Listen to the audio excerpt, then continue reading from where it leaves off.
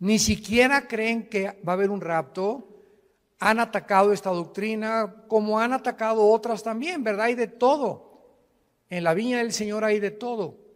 Y siempre que encontramos una controversia en la Biblia, no se debe más que a dos razones principales. Cristo dijo: erráis ignorando las Escrituras y el poder de Dios. Entonces, cuando en la Biblia, por ejemplo, hay un grupo que dice: yo no creo que la salvación se pierde. Y cuando me encuentro así, tengo debates en una cadena que se llama Enlace, casi los miércoles cuando me invitan a debatir con pastores en todo el mundo.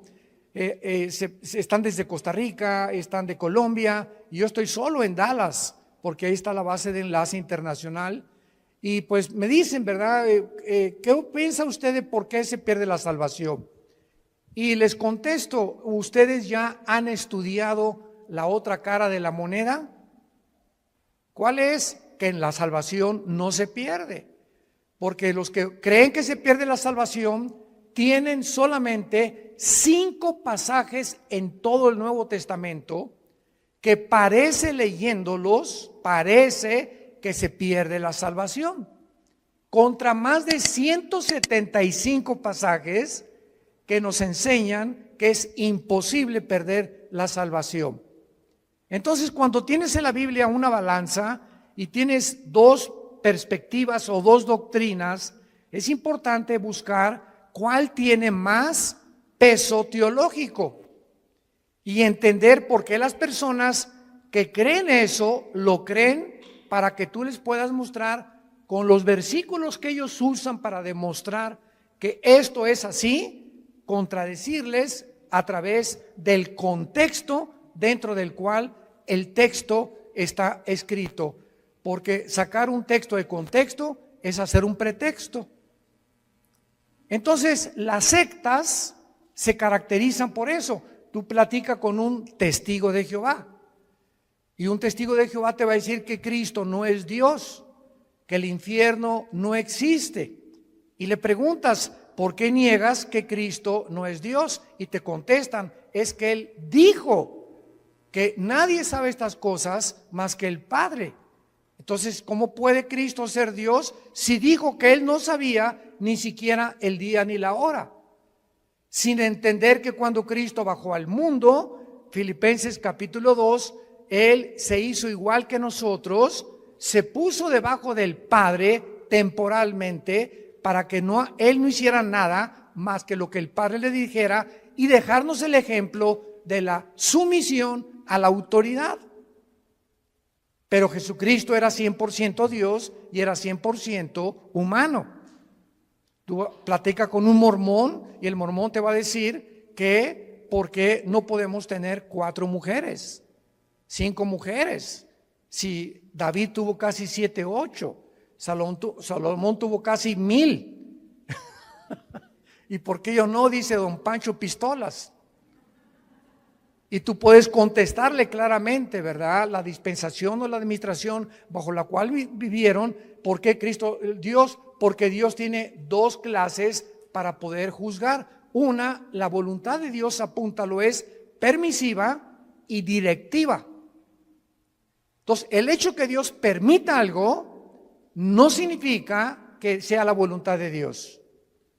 Una muchacha llegó un día y me dice: ¿es por qué me permitió casarme Dios con este patán de esposo que me golpea, etcétera, etcétera? Si yo le pedí a Dios, y le dije: porque tú aceptaste casarte con él y tú sabías perfectamente bien lo que hacías. Tenías 2 años sin ir a la iglesia cristiana y te casaste con el primer camión que pasó por ti. Entonces Dios lo permitió, pero no era la voluntad de Dios. Porque si tú hubieras permanecido en la voluntad de Dios, Dios te hubiera dado la persona que Él quiere desde antes que naciéramos, que nos acompañara en nuestra vida matrimonial. Entonces tenemos que comprender eso. El que Dios haya permitido que Abraham se aventara el clavado con con Agar, y que David tuviera esposas, y que Salomón lo dejó como ejemplo para que Salomón escribiera el libro de Eclesiastés. Y ahí Salomón lo explica claramente. A la risa, le digo, enloqueces al placer de qué sirve esto. Para que cualquier hombre que crea que teniendo 2 mujeres o 3 mujeres ya la hizo y vas a ser feliz, te equivocas, porque las cosas que se escribieron para nuestra enseñanza se escribieron, a fin que a través del ejemplo de los hombres y mujeres que Dios exhibe con sus pecados en la Biblia, veamos que por eso la Biblia es un libro de santidad. Muy bien, vamos a abordar esta doctrina del rapto de la iglesia. Primera de Tesalonicenses 4, del 13 al 18. Pablo les dice a esta iglesia: no queremos, hermanos, o tampoco queremos que ignoren acerca de los que duermen. Dios no quiere que ningún cristiano ignore qué pasa después de morir. No quiere Dios que nosotros ignoremos qué hay después de la muerte, para que no nos comportemos como la gente que, como no sabe qué hay después de la muerte, como mi abuelita, se murió uno de sus hijos de mi abuela materna y se vistió de negro 8 meses sin salir de su casa para guardar luto. Háganme ustedes el favor. ¿Por qué lo hizo y por qué lo hacían nuestros abuelos o abuelas? Por la ignorancia de saber qué es la muerte y cómo debemos comportarnos delante de la muerte. Entonces así comienza Pablo escribiéndoles a estos hermanos: no quiero que ustedes ignoren acerca de los que duermen. La palabra dormir se usa para morir en el Nuevo Testamento, y vamos a demostrar que una persona cristiana que se muera nunca pierde su conciencia de su existencia. Todas las personas que vamos a ver en la Biblia en esta tarde, vamos a demostrarles que cuando murieron estaban conscientes, pero su cuerpo es el que duerme en la tumba, es la resurrección de los muertos. Pero el alma y el espíritu, en el momento de la muerte, nos vamos inmediatamente, salen del cuerpo, lo vamos a ver, a la presencia de Dios. Si tú mueres sin Cristo en esta noche, o mañana, o dentro de un mes, tu alma y tu cuerpo y tu espíritu se salen y descienden al centro de la tierra, al Sheol. O en el Nuevo Testamento, con la palabra Hades, que son diversos compartimentos. Es como una prisión en el centro de la tierra, donde están esperando millones de espíritus el juicio del gran trono blanco de Apocalipsis 20, del 11 al 15, que es el juicio de los incrédulos. Y cuando acabe el milenio, Dios los va a sacar del Sheol, van a estar enfrente de Él, parados, ya no hay oportunidad de hincarse, ya no hay oportunidad de pedir perdón, y Dios va a abrir los libros y les va a demostrar con los ángeles y con nosotros como jurado. 1 Corintios 6, del 3 al 4, somos el jurado en el juicio de Dios, porque Dios hizo un lugar que se llama el infierno.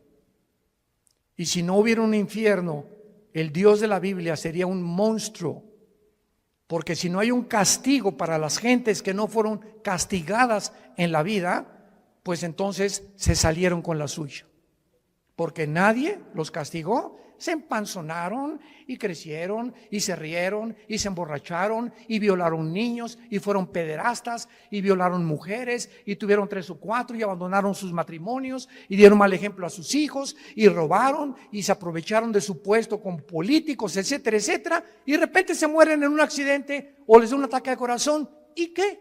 Y vivieron como, hasta le da envidia a los cristianos cuando muchos incrédulos viven como viven.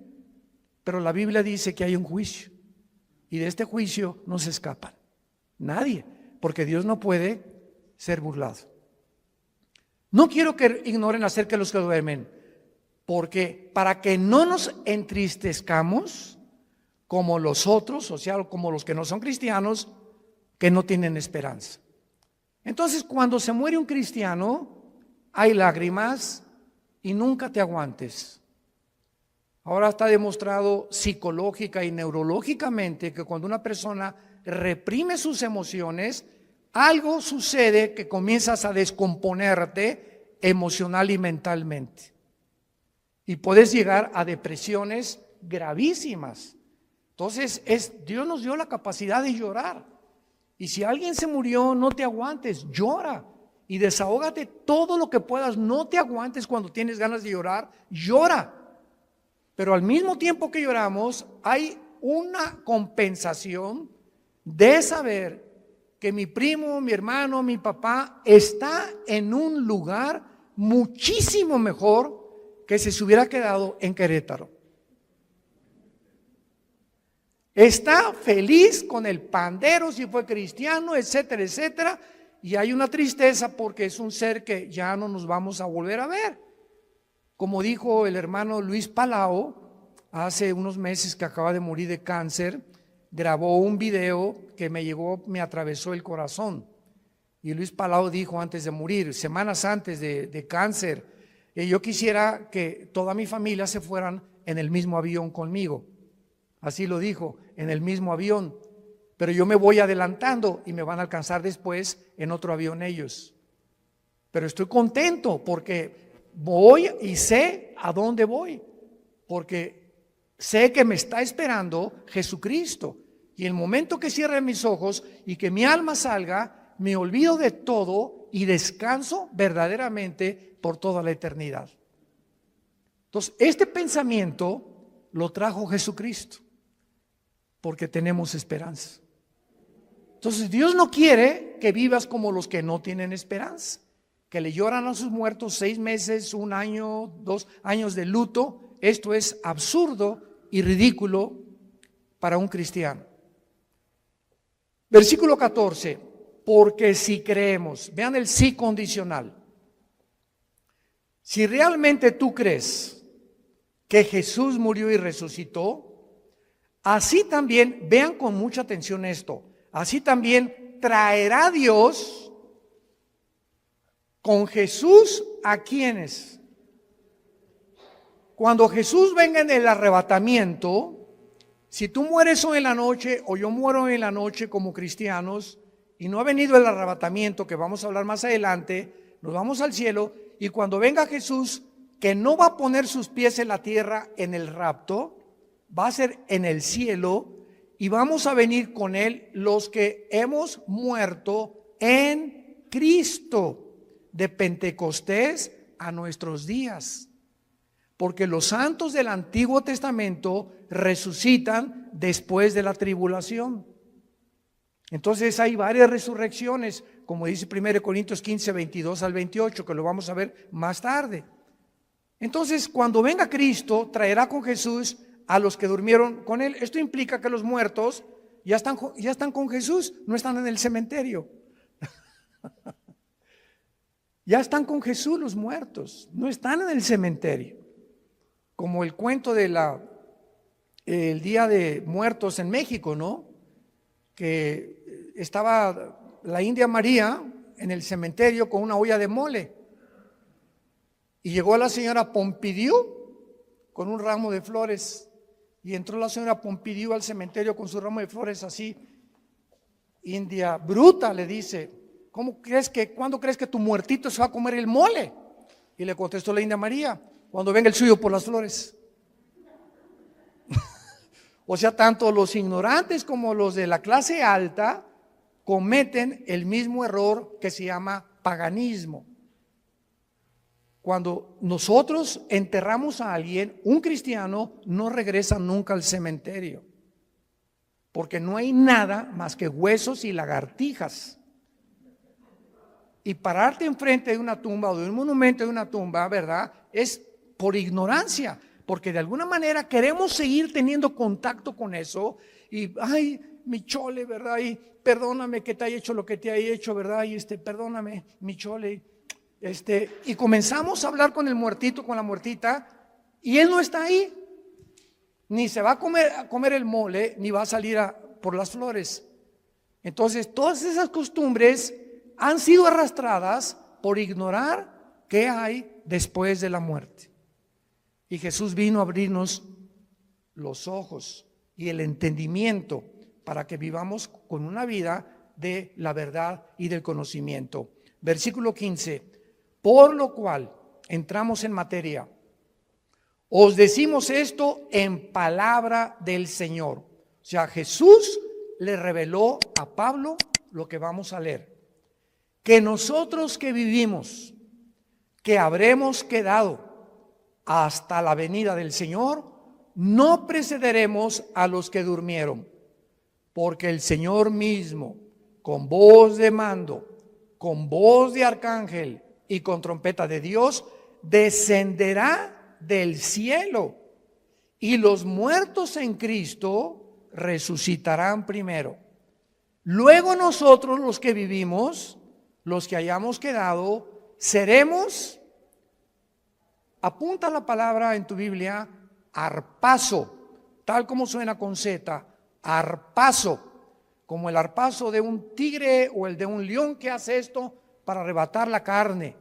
Y esta palabra se tradujo arrebatados y significa ser sacado o quitado de en medio súbitamente.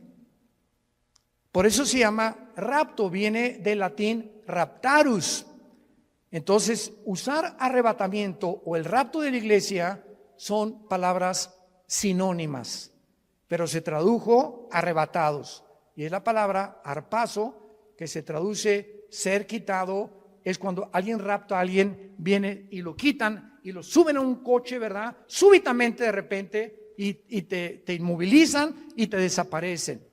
Por eso se llama que seremos raptados. De repente, millones de personas en el mundo van a encontrar la ropa tirada en el suelo. Todos los bebés van a desaparecer del planeta Tierra y los niños menores de edad hijos de los cristianos. Aviones van a chocar porque los pilotos chocaron, porque desaparecieron los pilotos. Los congestionamientos de tráfico en las carreteras van a ser espantosos por tantos choferes que desaparecieron de sus trailers, de sus carros y tuvieron que chocar. Va a haber un congestionamiento impresionante en los medios de comunicación, tratando todos de poder investigar qué sucedió. ¿Qué pasó? ¿Quién se llevó a millones de personas del planeta Tierra? ¿Qué creen ustedes que el mundo va a contestar? Se los llevaron los ovnis. Y no es coincidencia que desde 1948, cuando Israel regresa a su tierra, desde el 48 hasta nuestra época, y más en los últimos meses, se ha promulgado y ha aumentado la comunicación y la investigación sobre el fenómeno de los ovnis. Las Naciones Unidas ya tienen un departamento dirigido por una hindú, una mujer de la India, encargada de investigar el fenómeno ovni. Al expresidente Trump le dijeron los senadores que por favor explicara el problema de Roswell, que en Nuevo México parece que cayó un ovni en Estados Unidos y que había un habitante dentro de él que lo sacó la CIA y el Pentágono en Estados Unidos y descubrieron que pues era completamente falso. Entonces, ¿por qué están apareciendo tantos platillos voladores en el cielo? Yo quiero darles ahorita la respuesta. Una vez me preguntaron, ¿por qué ustedes los cristianos no creen en los ovnis? Y yo les contesté, ¿quién dice que no creemos? Claro que hay muchos videos falsificados y relatos de personas que fueron raptadas por ovnis o que también hicieron experimentos genéticos con ellos, pero hay hechos que son reales. Y yo estuve traduciendo, ¿te acuerdas, Alan? De Jim Arwin. Jim Arwin fue el piloto de la nave Apolo 15, que fue el primer vehículo que caminó en la luna. Y Jim Arwin vino a México y me llamaron a mí, ya hablaba yo inglés en aquel tiempo, para que fuera su traductor. Fuimos como 6 o 7 universidades, ¿te acuerdas? Y Jim Arwin estuvo platicándonos con nosotros que él vio, porque allá cuando regresaba de la luna, él se convirtió a Cristo. Y en la escuela donde iba Alan tenía a un hijo que ellos adoptaron. ¿Te acuerdas? Era un taiwanés o de Filipinas, que era la misma escuela donde iba Alan y nuestra hija Kim, que ya murió de cáncer. Pero Jim Arwin me dijo: mira, Armando, yo vi una cosa que pasó enfrente de la nave cuando íbamos entrando ya a la atmósfera, que era una velocidad Mach 3, o sea, imposible que ninguna nación haya fabricado tal artefacto que pueda trascender la velocidad del sonido. Y le dije: ¿qué era? Dice: nada más vi algo como plateado que pasó enfrente de mí. Entonces hay astronautas y hay pilotos de integridad que dicen que se han enfrentado con este fenómeno de los ovnis. ¿Y cuál es la respuesta? La respuesta es que es real, nada más que los cristianos no les llamamos ovnis, les llamamos ovis, objetos voladores identificados, porque no negamos que existen, pero sabemos quién está detrás de ese fenómeno. Son materializaciones de la energía satánica. Satanás está preparando el mundo para que cuando venga el arrebatamiento de la iglesia, sepa el mundo que fuimos sacados del mundo por extraterrestres. Ahorita, en el estado de Colorado, en Estados Unidos, el más grande observatorio de los ovnis, ¿quién creen ustedes que lo financia? El Vaticano. ¿Y saben cómo se llama el observatorio? Lucifer. Lucifer. El más grande observatorio que está tratando de encontrar, porque dijo el Papa Francisco que si llegaban los ovnis, él los iba a evangelizar. Bueno, no nos vamos a perder con eso, ¿verdad? Pero vamos a explicar esto claramente. Dice el versículo 5 que cuando Jesucristo venga en el rapto, va a haber una generación de cristianos vivos. Dios quiera que seamos nosotros. Muy bien. Y dice el versículo 16 que cuando Él venga, viene con voz de mando que solamente lo vamos a oír nosotros. Viene con el arcángel Miguel, que es el comandante en jefe de la nación de Israel. Y también dice la Biblia que vendrá con una trompeta. Y esta trompeta no es la última trompeta del capítulo 14 de Apocalipsis, porque las trompetas de Apocalipsis son de juicio. Y la trompeta que se va a usar aquí es para llamarnos a nosotros. Vamos a oír como un shofar. Porque en el libro de los Números, en el Antiguo Testamento, cuando acampaban, usaban 2 trompetas. Entonces en el desierto eran 2 millones de personas. ¿Y cómo podía Moisés decirles: mándeles un Twitter a los que se encuentran como a 1 kilómetro acampados, porque necesito tener una reunión mañana en Zoom con ellos? Entonces agarraban una trompeta y tenía un sonido continuo, y cuando la gente lo oía, se acercaban alrededor del campamento y de la tienda de Moisés y de Josué para saber que él tenía instrucciones. Y había otro toque de trompeta que era que era repetido, que significaba: empaquen porque nos vamos, estamos cercanos por el enemigo. Entonces uno era para reunir al pueblo y el otro para huir, porque tenían que cambiarse de lugar porque sentían que venían enemigos contra ellos. Y el toque de trompeta que vamos a oír es para reunirnos con Jesús. No puede ser la trompeta del Apocalipsis. Esto es muy importante para poder saber, porque he oído que han dicho que es la última trompeta del Apocalipsis, y esas son trompetas de juicio. Entonces dice la Biblia: Cristo descenderá del cielo, versículo 16. Y noten ustedes que los primeros en encontrarse en el aire con Cristo serán los muertos, pero vean ustedes, en Cristo. O sea, desde Pentecostés hasta nuestros días se formó la iglesia. La iglesia no existía en el Antiguo Testamento, no existía en los evangelios. Fue cuando en Pentecostés, bajo el Espíritu Santo, que se formó el cuerpo de Cristo. Y ahora la iglesia somos seres humanos que estamos en Cristo, injertados en Él. Dice Efesios 5, somos parte de sus huesos y de su carne de Cristo, es el cuerpo místico de Cristo. Entonces en el rapto, si nosotros estamos vivos y viene ahorita a las 7:30 de la noche y oímos, vamos a oír, ¿verdad? Nada más nosotros, un sonido, y de repente en un abrir y cerrar de ojos, estamos en el cielo con Él, ya Él viene con todos tus parientes que murieron antes que nosotros en Él.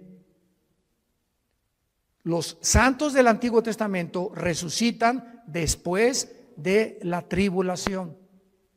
Y este orden, porque dice en 1 Corintios 15, 22 al 28, que hay un orden establecido por Dios para la resurrección de los muertos. Primero Cristo las primicias, después los que son en Él. O sea, la iglesia que somos nosotros. Y dice la Biblia, luego nosotros los que vivimos, los que quedemos, seremos arrebatados juntamente con ellos en el aire. El rapto es en el aire, Jesús no baja. La segunda venida baja y planta sus pies en el monte de los olivos. Zacarías capítulo 14, del 12 en adelante. Cristo pone sus pies en el monte de los olivos donde fue crucificado. Y dice Zacarías 14, se va a hacer un valle de sur a norte y de oriente a occidente. Se va a hacer una cruz en el suelo. Va a ser como una hendidura que se va a hundir la tierra formando una cruz cuando Cristo venga y viene con nosotros, Apocalipsis 19, a establecer su reino. Son dos eventos completamente diferentes. Veamos el otro pasaje en 1 Corintios capítulo 15, versículos 51 al 53. Pablo comienza diciendo, les digo un misterio. El rapto de la iglesia, síganme con mucho cuidado, era desconocido por los judíos. Ningún profeta del Antiguo Testamento habló del rapto de la iglesia, que habría un grupo de personas que no íbamos a morir. Era desconocido bajo el Antiguo Testamento. En los evangelios no se encuentra, en Mateo, Marcos, Lucas y Juan, no se encuentra el rapto. Más que cuando Jesús dice en Juan 14, voy a preparar una morada para ustedes y vendré y os tomaré a mí mismo. De una forma indirecta, la palabra os tomaré a mí mismo, que es en el griego paralambano, apúntalo, paralambano significa ser sacado y unido a Cristo. Y al apóstol Pablo, no a Juan, no a Pedro, no a Santiago, no a Mateo, no a Lucas, a nadie el Espíritu Santo le reveló este misterio. Entonces estaba escondido, era un secreto que Dios tenía guardado para nosotros los que pertenecemos a la iglesia. Y se lo revela al apóstol Pablo. Les voy a decir un misterio, dice Pablo. ¿Cuál es este misterio? Que no todos vamos a morir, pero todos vamos a ser transformados. Cuando venga el arrebatamiento estamos vivos en milésimas en un parpadeo de ojos. Mi cuerpo, tu cuerpo es transformado a la semejanza del cuerpo con el cual Cristo resucitó. Porque si me preguntan, ¿cómo va a ser nuestro cuerpo? ¿Me voy a parecer a John Travolta? ¿Me parecería a Madonna cuando resucite? Y tenemos curiosidad de cómo va a ser nuestro cuerpo, ¿verdad? Lo vamos a ver ahorita con mucho detalle, porque la Biblia nos dice cómo va a ser nuestro cuerpo. Entonces, este misterio es que habría una generación de cristianos que no vamos a saber lo que es morir. No vamos a atravesar el túnel que atraviesan, como decía David le llamó el camino de todos los hombres. Pablo le dice abandonar este cuerpo. Entonces, este misterio fue revelado al apóstol Pablo y dice el versículo 52 explicándonos cómo va a suceder.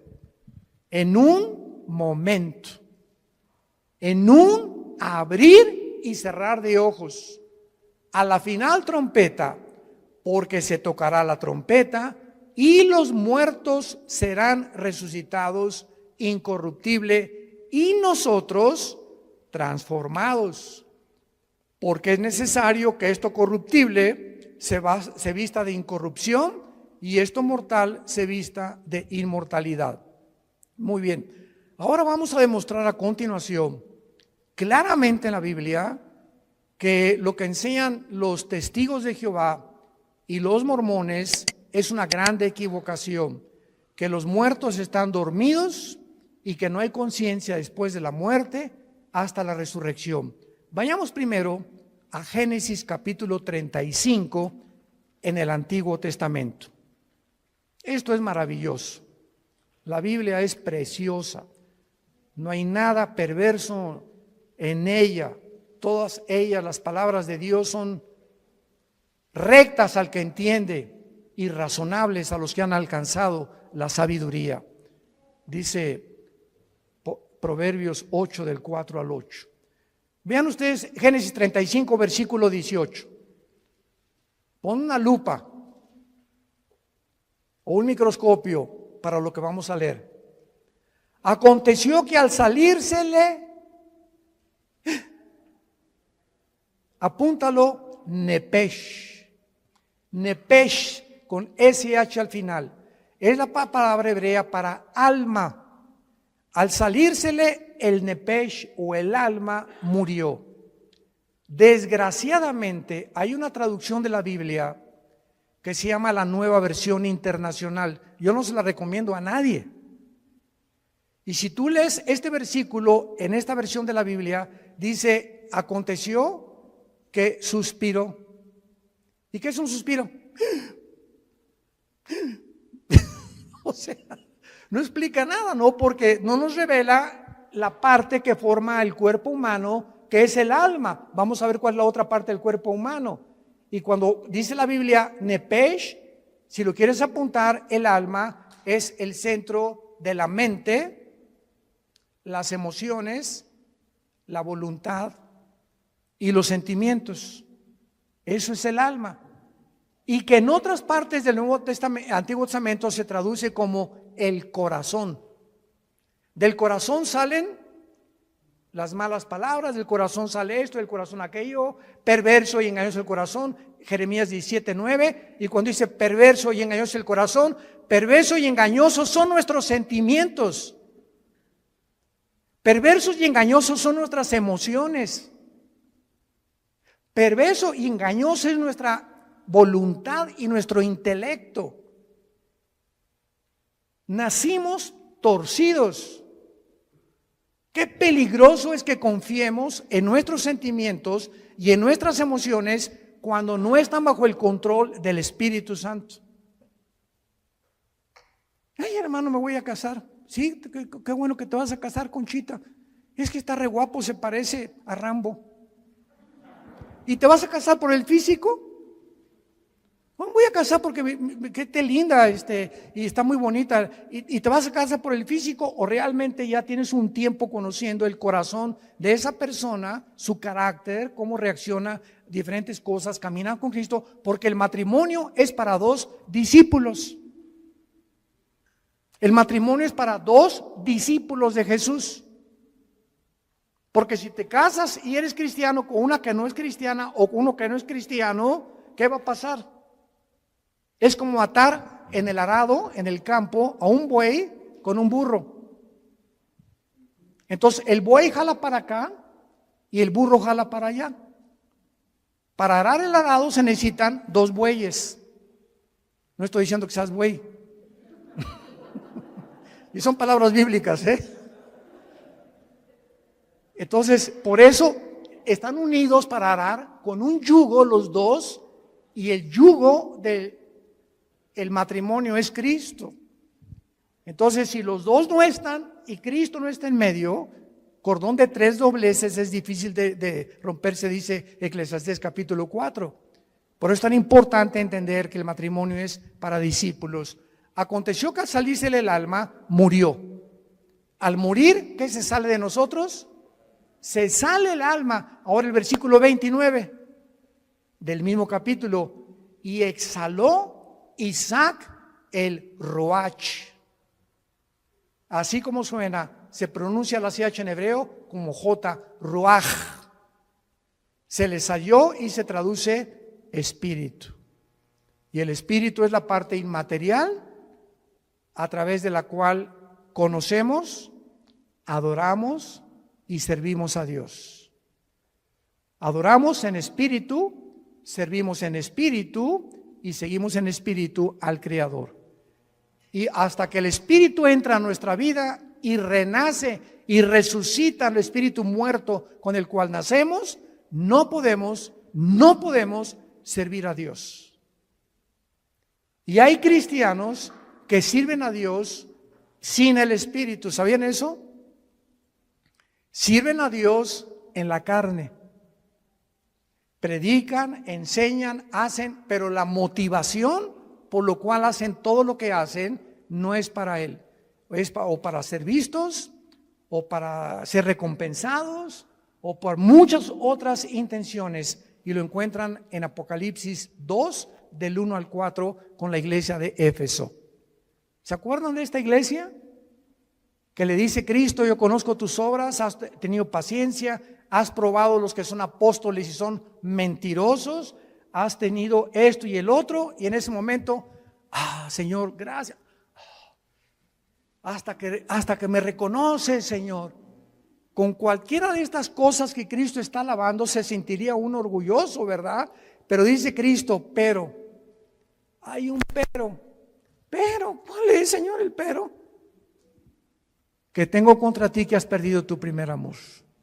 O sea, todas estas cosas que Cristo alabó son buenas, pero lo estaban haciendo sin amor a Él. La carne es bien consagrada. Se llama la religiosidad. Y son de esos hermanos que, ¿y por qué el hermano se tatuó? ¿Y por qué trae el pelo largo? ¿Y por qué trae ese vestido tan caro, la hermana? ¿Y por qué la otra parece china poblana? ¿Y por qué esto y por qué el otro? ¿Y por qué se ponen aretes? ¿Y por qué celebran la Navidad? Dios mío, santo, no sé a qué virgen invocar. Que no hay ninguna, ¿verdad? Pero Jesús, María y José y el burrito que los acompaña. Es increíble que estén continuamente tratando de ver que el cristianismo es a través de cómo te vistes, de si estás tatuado. Una vez me dijo un señor, ¿ya viste ese hermano que está tatuado? Y le dije, es peor la panza de Santa Claus que tienes tú. Se pintó algo en el cuerpo, ¿y quién está haciendo más daño a su cuerpo? ¿Él o tú? Y peor si tomas Coca-Cola. Entonces, cuando apuntamos a alguien, 3 dedos nos apuntan a nosotros, nos damos cuenta.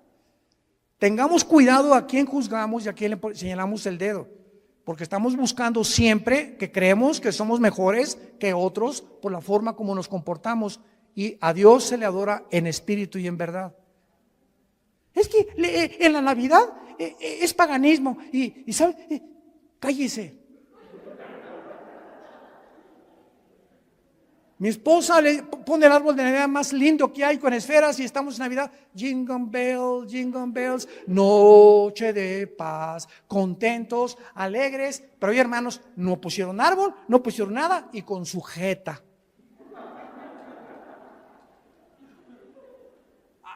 Imagínense en el cielo, Dios al arcángel Miguel, búscame a los que pusieron arbolito y les pones una tacha.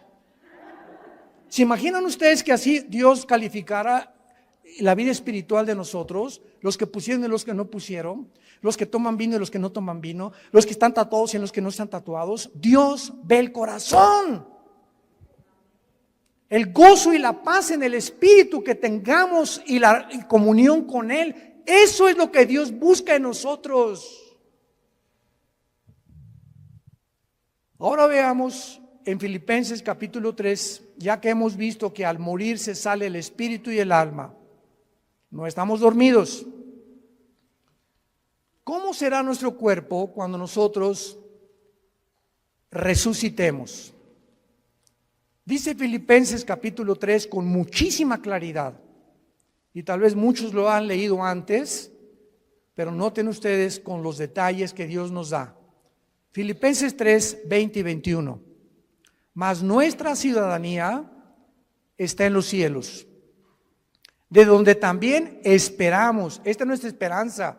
Estamos esperando no al anticristo, estamos esperando a Jesús, al Salvador, al Señor Jesucristo, el cual transformará el cuerpo de la humillación nuestra para que sea semejante a ¿quién? Para que sea nuestro cuerpo igual a ¿quién? Al cuerpo con que Cristo resucitó. Muy bien, ya tenemos una pieza clave para saber que cuando resucitemos, nuestro cuerpo tendrá las características que tenía Cristo cuando Él resucitó. Muy bien, ¿cuáles características tenía Cristo cuando Él resucitó? Número 1, cuando Jesús estaba abriendo sus brazos en la cruz, los romanos tenían la orden, y era de pena de muerte, de asegurarse que el crucificado, antes de que lo bajaran, estuviera muerto. Y como muchas veces se desmayaban por el dolor, lo podían bajar creyendo que estaba muerto. No hay las pruebas clínicas que hay en el siglo XXI para mostrar que una persona está muerta.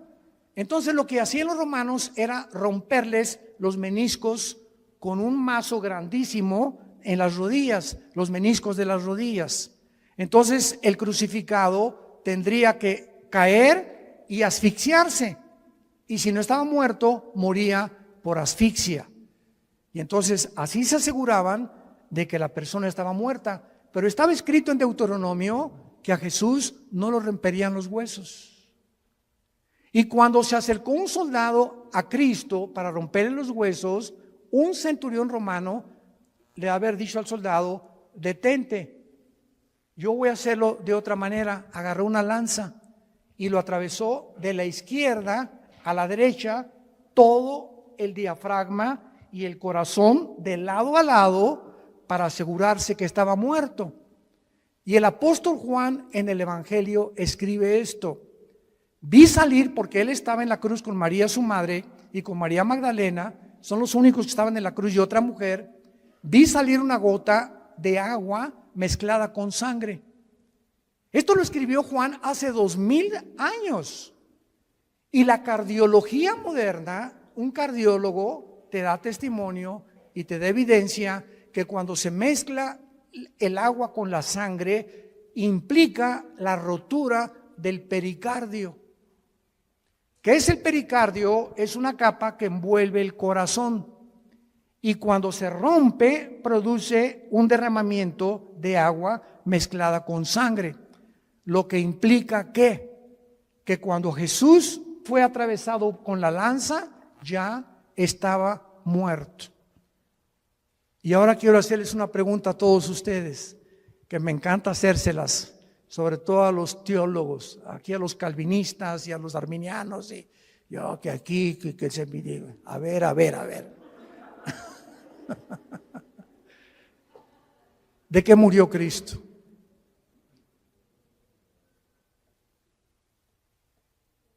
Nadie, ¿verdad? ¿De qué murió? No murió de asfixia. Cuando lo atravesó en la lanza ya estaba muerto. ¿De qué murió? El Salmo 22, ya lo contestaron. Ya viste uno de mis videos. En el Salmo 22, 1000 años antes de que Cristo fuera crucificado, antes de que ni siquiera se practicara la crucifixión. Increíble. David escribe: Dios mío, ¿por qué me has desamparado? Comienza David a escribir 1000 años antes lo que Jesús pronunció en la cruz, y lo que Jesús desde la cruz, como si David se hubiera adelantado al futuro, se hubiera metido en la cruz de Cristo y él estuviera viendo lo que Cristo vio desde la cruz. Esto es impresionante. Y más adelante David escribe: horadaron mis manos y mis pies, y mi corazón fue como la cera. Cristo murió en el momento que tus pecados y mis pecados fueron puestos sobre su cuerpo, rompieron su corazón. Murió de dolor moral.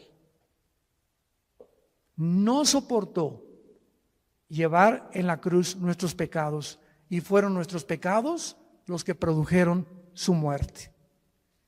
Y 700 años antes de que él muriera, el profeta Isaías, capítulo 53, escribió: despreciado y desechado entre los hombres, varón de dolores, escondimos de él el rostro, fue menospreciado, no le estimamos, molido fue por nuestros pecados y completamente deshecho por todo lo que nosotros hicimos. Qué increíble que Isaías haya escrito eso, que fue el pecado lo que mató a Jesucristo, y que el Padre haya permitido que su Hijo fuera crucificado, maltratado, despedazado. Cristo en la cruz, dice Isaías 52, los últimos dos versículos antes de entrar al 53, que no había parecer en él. Cristo en la cruz era un guiñapo humano. Nadie reconocía, estaba deformado de los golpes, de los latigazos, de la sangre que le corría por su rostro. No tenía los tejidos subcutáneos, los tenía completamente abiertos, del látigo de 9 colas que tenían puntas de hueso con acero, y los romanos lo envolvían, y el látigo le daba 4 veces, y cuando jalaban el látigo desgarraba todos los tejidos subcutáneos del pecho y de la espalda. Cuando él estaba en la cruz era un guiñapo humano. Cristo en la cruz era un monstruo. ¿Por qué? Porque eso es lo que hace el pecado, nos hace monstruos. El pecado nos deforma.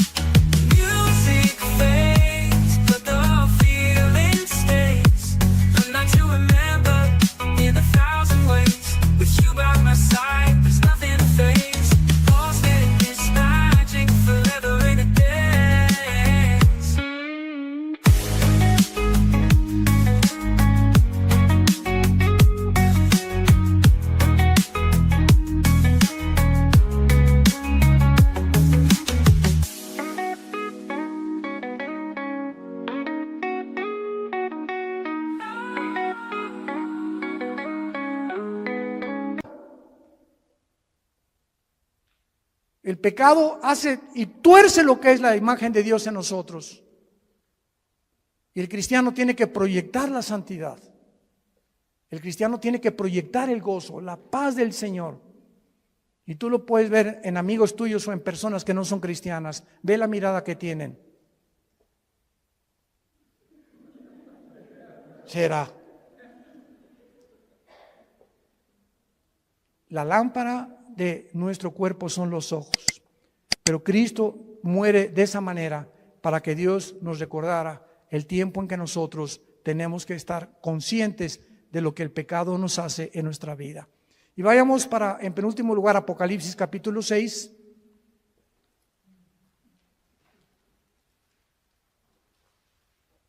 Molido por nuestros pecados.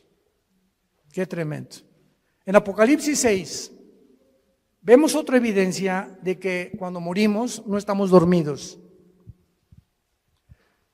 Capítulo 6, versículo 9 en adelante. Cuando abrió el quinto sello, vi, dice el apóstol Juan, vi bajo el altar las almas de los que habían sido muertos por causa de la palabra de Dios y por el testimonio que tenían. ¿Cómo podía Juan ver en el cielo cuando la sangre y la carne no pueden heredar la corrupción? ¿Cómo pudo Dios llevarse a Juan al cielo?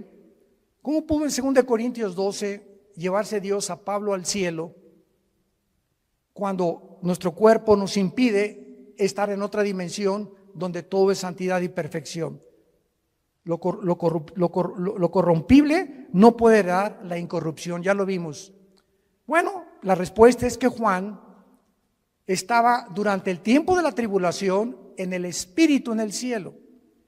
Y esto nos muestra que aparte de los ojos físicos que tenemos, porque cuando alguien está muerto, vienen los gusanos y nos comen el cerebro, ¿verdad? Nos comen los ojos en la tumba, nos comen las orejas y queda el puro esqueleto ahí tirado en el cementerio. Sin embargo, en la otra vida tenemos ojos, tenemos oídos y tenemos otro cuerpo. Y los ojos que vamos a tener en la otra vida, ya los tenemos en esta vida y se llaman los ojos espirituales, que estamos entrenando para ver la Biblia. Si tú vienes a la Biblia con tus ojos carnales, sin antes orar ni limpiar tu vida, Dios no va a permitir que veas nada de revelación, ni el Espíritu Santo te va a descubrir las cosas profundas que se encuentran en la Biblia, porque los puros de corazón verán a Dios, nada más. No podemos acercarnos a Dios con un corazón sucio y con una mente inmunda. Entonces, qué increíble, ¿verdad? Que la Biblia pueda mencionar que podamos mantener la existencia y la conciencia de la existencia. Y esto nos prueba otra cosa tremenda que hoy en la comida mi esposa y yo, platicando con unos dentistas en casa de Alán, nos compartieron, ¿verdad? De lo que está descubriendo en el mundo de la medicina, de las vibraciones, etcétera, etcétera. Tú sabes que nosotros cuando soñamos, ¿no es la mente la que produce los sueños? ¿Tú sabes que los pensamientos no se forman en el cerebro? Los pensamientos y los sueños están en el área de la dimensión espiritual. Y una cosa es el cerebro y otra cosa son los pensamientos, porque cuando tú mueras, tu cerebro se queda con los gusanos, alimento de los gusanos, y en la otra vida vas a recordar quién eres. Pero ¿cómo si tu cerebro ya no lo tienes? Ya se lo comieron los gusanos. Esto nos demuestra claramente que la conciencia no está en el cerebro, los pensamientos no están en el cerebro. El cerebro no es un órgano como el hígado que produce la bilis y los intestinos, los jugos gástricos, etcétera, etcétera. Pero el cerebro es solamente un órgano, pero no forma parte de la vida espiritual. Y cuando la Biblia dice renovaos en vuestra mente, no dice en el griego en el cerebro, dice en vuestra mente, y la mente es el alma. ¿Están aprendiendo algo?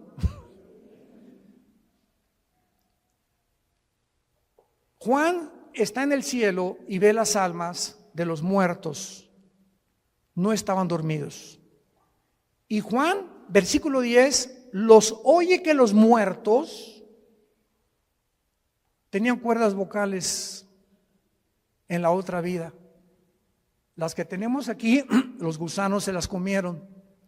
Y en la otra vida Juan oye que clamaban a gran voz, oyó que estaban junto a Dios y le estaban preguntando a Dios: ¿hasta cuándo, Señor, santo y verdadero, no juzgas y vengas nuestra sangre en los que moran en la tierra? ¿Qué fue lo que Juan oyó que estaban diciendo estos muertos en el cielo? Que estaban muertos en su cuerpo, pero conscientes de existencia en la otra vida, espiritualmente hablando. ¿Estaban pidiendo venganza? Estaban pidiendo justicia. Ahora, fíjense qué importante es esto. En el cielo, los que están ahorita en el cielo están conscientes de muchas cosas que pasan en la tierra, como nos los demuestra este versículo, porque más adelante se les dice que se esperen hasta que mueran los demás que el anticristo va a matar. Y estos muertos que están en el cielo están conscientes que la justicia no se ha hecho y están gritando a Dios: ¿hasta cuándo? Y es el grito de nosotros en el siglo XXI: Señor, ¿cuándo vas a acabar? con tanta violencia, con tantos pederastas, con tantos políticos corruptos, con tanto robo, con tanto asalto, con tanta violación, con tantos violadores de niños. Señor, ¿cuándo va a acabar todo esto? Con tanta enfermedad, con tanto cáncer, con tantos virus. Estamos aquí en la tierra gritándole a Dios, ¿hasta cuándo? Y Dios quiere que nosotros oremos y le digamos a Dios esta oración. Por eso Dios nos las dejó, porque cuando oye Dios el clamor de nosotros, escúchenme esto con mucho cuidado, cuando Dios oye el clamor de nosotros, Dios puede adelantar la venida de Jesús. Y para terminar, lo voy a demostrar en Apocalipsis 8. Cuando abrió el séptimo sello, se hizo silencio en el cielo como por media hora. Esto es impresionante. Y vi a los 7 ángeles que estaban en pie ante Dios y se les dieron 7 trompetas. Otro ángel vino y se paró ante el altar. Allá en el cielo hay un templo con altar, con lugar santo, con lugar santísimo y con atrio. Cuando Dios hizo el tabernáculo, lo hizo conforme a los planos que Dios le dio de algo que ya existía y que todavía está en el cielo. Y en todo Apocalipsis encontramos, vi el altar, se abrió el cielo y vi salir del altar de Dios los ángeles. Hay un templo en el cielo, literal, y bajará con la nueva Jerusalén. Capítulo 21 y 22, muy bien. Vi entonces otro ángel, se paró frente al altar, ¿con qué? ¿Se acuerdan ustedes lo que representa el incienso? ¿Qué representa? Las oraciones, ¿verdad?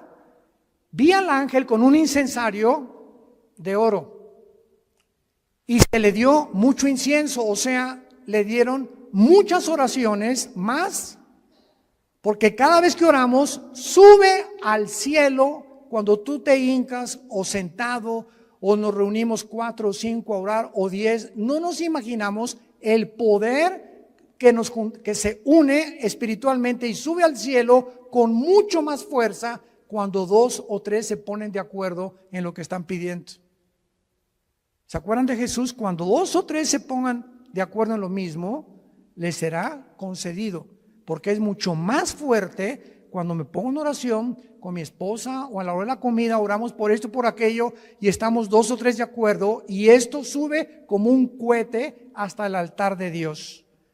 Se le dio mucho incienso para añadirlo a las oraciones de todos los santos sobre el altar de oro que estaba en el trono. O sea, hay un altar y un incensario en el cielo y las oraciones siguen subiendo, pongan atención, y Dios las está como si fueran incienso, metiéndolas, guardándolas, tus lágrimas, mis lágrimas, las oraciones. Dios está almacenando las oraciones. Vean ustedes lo que sucede. Versículo 4, y de la mano del ángel subió a la presencia de Dios el humo del incienso con las oraciones de los santos. Estas oraciones, simbolizando el incienso, suben a la presencia del Creador de los cielos y de la tierra. Y entonces el versículo 5 dice algo sorprendente. Entonces el ángel tomó el incensario, o sea, nuestras oraciones, lo llenó de fuego del altar y lo arrojó a la tierra. Y en el momento que nuestras oraciones son contestadas, porque es lo que significa, las oraciones ya llenaron el incensario y el ángel las vuelca sobre la tierra, hubo truenos, voces y relámpagos y un terremoto. Esto nos habla que nuestras oraciones precipitarán los juicios de Dios sobre el mundo. Los truenos, las voces y los relámpagos, junto con el fuego, son símbolo de juicio de Dios. ¿Cuántos de ustedes hasta este momento, antes de dormir, no se hincado, sentado en tu cama, como Dios te acomode, le pides a Dios: Señor, te pido por mi hijo que está perdido, y mojas de lágrimas tu cojín? Te pido por mi esposa, mi esposo que está perdido, por mis cuñados, te pido por el gobernador, por el gobierno de México, Y todo aquello que pedimos nosotros a Dios diario sube al cielo, y mientras más oramos y más tiempo le dedicamos a la oración, Dios va a acelerar la venida de su Hijo Jesucristo. Y muchas veces la negligencia y la apostasía de los cristianos, no te puedo preguntar cuántas minutos, horas diarios, pero si tú no oras diario 10, 15, 20 minutos diario, yo no sé qué clase de vida cristiana tienes. No tenéis porque no pedís. Y muchos de ustedes viven una vida sin paz, sin propósito, sin dirección, sin bendiciones de Dios, ni han visto la mano de Dios en sus vidas, en su matrimonio.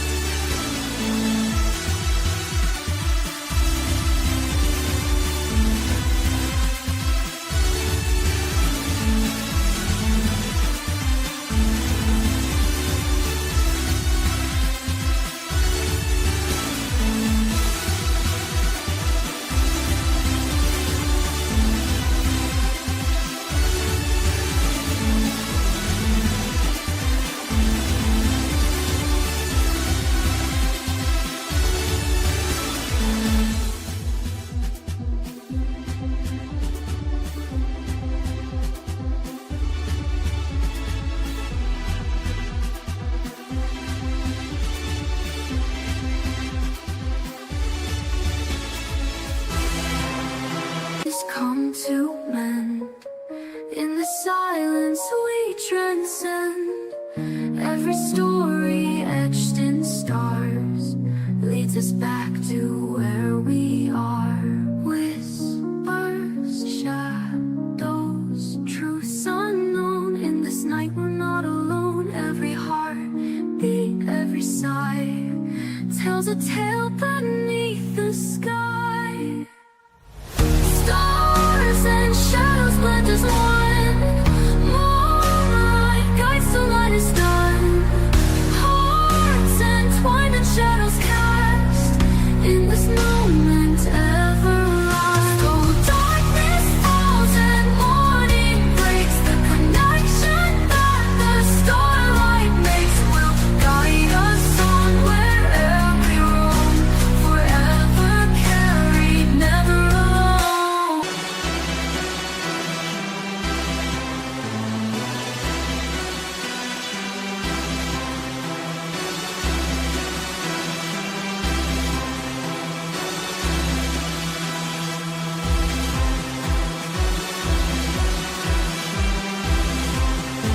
En sus familias simplemente porque no piden. Y cuando oran, Jesucito mío, mi dulce compañía, no me desampares ni de noche ni de día. Agarra un perico y grábale una grabadora mejor. O cuando oran, y te pido por estos alimentos y por los que no lo tienen, que se los des. ¿Qué clase de oración es eso, por el amor de Dios? Ni los pericos oran así.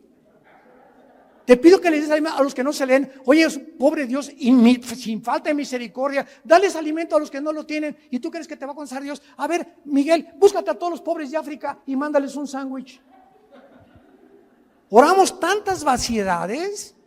Espíritu Santo, baja, baja, como dice la canción. ¿Cómo que baja? ¿Los tienes dentro de ti? Señor, dame más y más de ti. No, no te voy a dar más de ti, yo quiero más de ti. Dame más de ti, como dice la canción, dame, dame. Y Dios nos está diciendo lo contrario, tú dame más de ti. Yo ya te di a mi Hijo, ya te di a mi Espíritu Santo, ya te di la Biblia.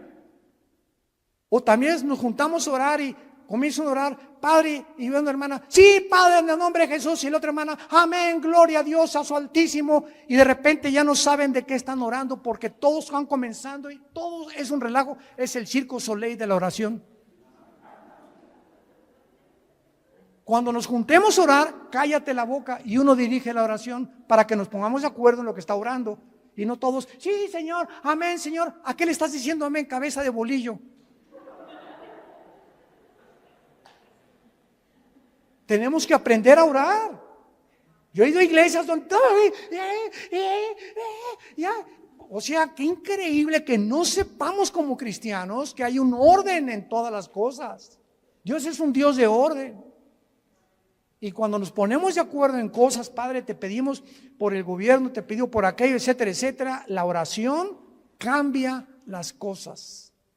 Y si tú en esta noche tienes a Jesucristo como tu Señor y como tu Salvador, y tú saliendo ahorita mueres un balazo, no sé lo que pueda pasar, un choque, o mañana no amaneces, tú mueres en paz y vas a ir al cielo directamente en el instante, en los segundos en que tú te separes de tu cuerpo, de este mundo. Hoy, antes de acostarte, yo te pido que te asegures que tienes a Jesús como tu Salvador. Oremos. Señor, te damos gracias por tu palabra, a causa de la esperanza que nos está guardando en el cielo, y porque nos has hecho partícipes de la herencia de los santos en luz. Nos has trasladado de las tinieblas al reino admirable de Jesucristo.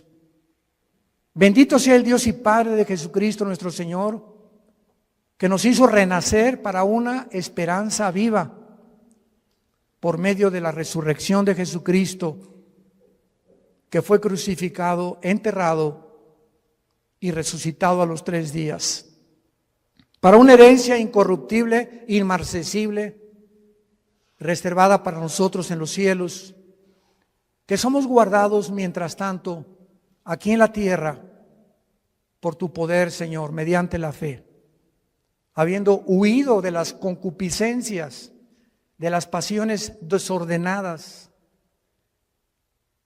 de los síntomas sociales que nos indican que vienes pronto por nosotros, de la descomposición moral de la sociedad en la que estamos viviendo. Ustedes sean santos en toda su manera de vivir, porque si invocan mi Padre o mi nombre, que soy santo ante todas las cosas, dice el Señor, andad con temor durante todos los días de vuestra peregrinación, sabiendo que fuimos rescatados con la sangre de Cristo, sin contaminación, no con oro ni con plata, sino con la vida del Hijo de Dios. En esta noche y en esta tarde, ustedes a través de las redes sociales, yo les invito a que vengan a la cruz. No te invito a una religión, te invito a una cruz, al centro del universo, donde Dios estaba en Cristo reconciliando nuestros pecados. El que no conoció pecado por nosotros se hizo pecado, para que nosotros fuéramos hechos la justicia de Dios en Él. Y Dios muestra su amor para con nosotros en que, siendo pecadores, su Hijo Jesucristo muere en nuestro lugar, para que tú comprendas que el que tiene a Cristo tiene la vida, y el que no tiene a Cristo no tiene la vida eterna. Yo te invito a que te asegures en este momento de tener a Jesús. ¿Qué puedo hacer? Me preguntarás. Dile estas palabras, que broten de lo más profundo de tu corazón. Señor mío y Dios mío, me arrepiento de mi vida. Te pido que en esa cruz donde tú pagaste con tu sangre por mis pecados, me laves en este instante de todas las maldades desde que nací hasta este momento, y que me des la vida eterna.